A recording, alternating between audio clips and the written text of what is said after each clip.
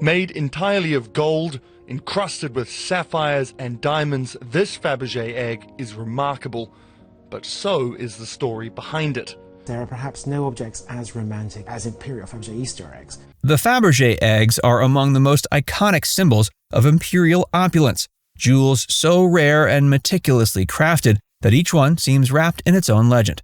Created by master jeweler Peter Carl Fabergé for the Russian royal family between 1885 and 1917, these exquisite objects call to mind a lost world of grandeur, secrecy, and unimaginable wealth. Only 50 of these imperial Easter eggs were ever made, and while most are accounted for in museums or private collections, a handful vanished during the chaos following the Russian Revolution.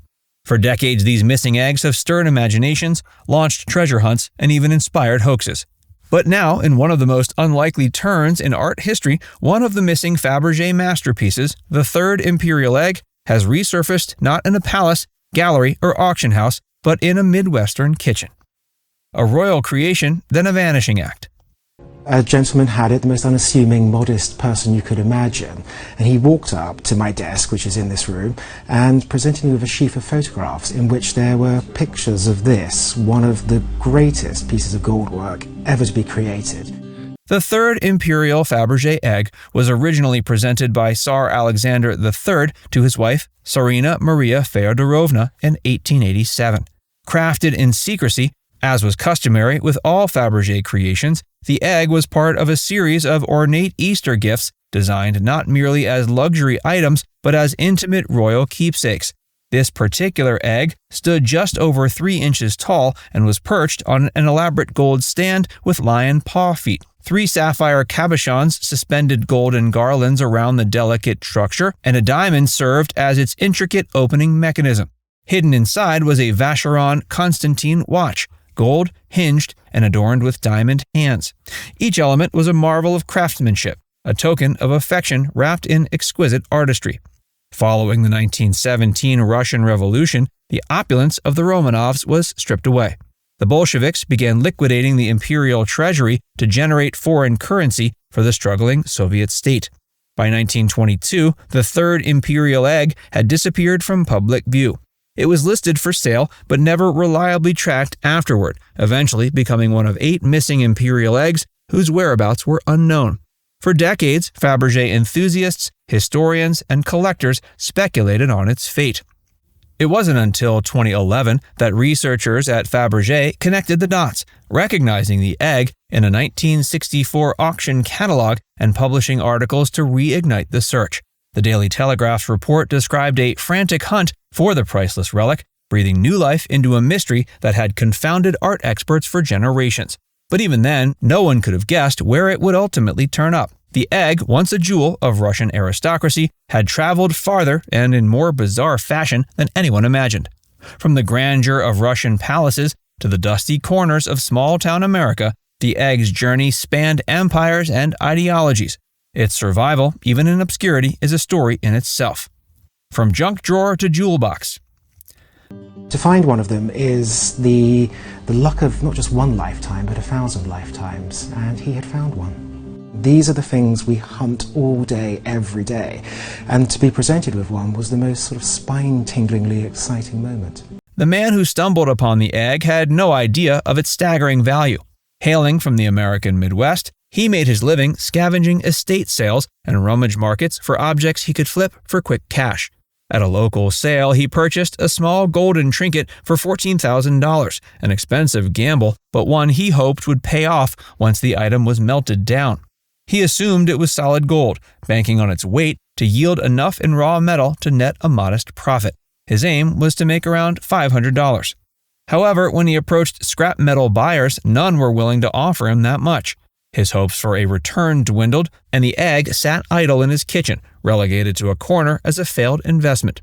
Then one night, likely out of desperation or sheer boredom, he Googled the engraved name Vacheron Constantin he had spotted on the tiny watch hidden inside. That simple search triggered a revelation. The results brought him face to face with the Telegraph article describing a high-profile global search for the Third Imperial Fabergé Egg.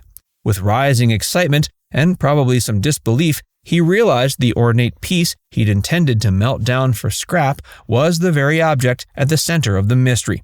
He reached out to Fabergé expert Kieran McCarthy, sending photos of the piece and requesting a meeting. Skeptical but intrigued, McCarthy agreed to take a look. When the man arrived in London, clad in jeans and a flannel shirt, McCarthy was immediately struck by his anxiety. Quote, "His mouth was just dry with fear," McCarthy recalled. The photos he brought left no doubt. Quote, "There was the egg, the holy grail of art and antiques," McCarthy said. Though he hadn't yet handled it, the Fabergé expert could feel the significance radiating from the images. McCarthy soon flew to the man's home in the U.S. to verify the egg's authenticity in person. There, the discovery was confirmed. The long-lost 1887 Easter egg had been hiding in plain sight, nearly relegated to a crucible. A second life for a lost masterpiece. With the egg authenticated, arrangements were made for it to be displayed briefly at a Wartski Jewelers in London. This public viewing marked only the second time the egg had ever been exhibited, the first being in 1902 at a show of the Russian royal family's collection in St. Petersburg. Despite its miniature size, the egg drew crowds eager to witness what was now being called one of the greatest rediscoveries in modern antique history.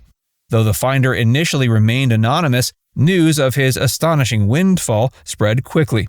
The estimated value of the egg was placed at around $33 million. The discovery captured imaginations around the world, not just because of the price tag, but because of the sheer improbability of its survival and rediscovery. That a forgotten imperial heirloom could sit unnoticed for decades in the most ordinary of environments made the tale feel more like a fairy tale than a factual event. The craftsmanship itself only heightened the egg's allure. Measuring just 3.2 inches, it was almost deceptively simple at first glance. Yet every detail, from the placement of the sapphires to the concealed Vacheron Constantin timepiece, embodied the excellence that had made Fabergé's name legendary. McCarthy described how the Russian aristocracy was so accustomed to opulence that only the most inventive artistry could impress them. The egg, with its hidden surprise, embodied that expectation. And that's perhaps why this rediscovery mattered so much. It wasn't merely about monetary value or historical significance. It was about the recovery of something exquisitely human, the desire to create beauty simply because it can be done. The mystery of the missing eggs. Of the original 50 Imperial Fabergé eggs created, 42 are accounted for in museums and private collections. That still leaves 8 missing, each of them a potential treasure hiding in plain sight. Some, like the Third Imperial Egg, are believed to have been sold off during the post-revolution years, often at absurdly low prices. Others are feared destroyed, casualties of time, war, or neglect. 2 other eggs are still suspected to exist, based on vague mentions in auction catalogs or estate documents. The other 5 are likely lost forever, with no records surviving after the Russian Revolution. But each time one resurfaces, as the third egg did, it breathes new hope into the possibility that more might still be out there. Not all leads pan out. In 2022, a suspected Fabergé egg was found aboard a seized superyacht belonging to Russian oligarch Eduard Kudenitov. The object was examined, only to be declared a forgery.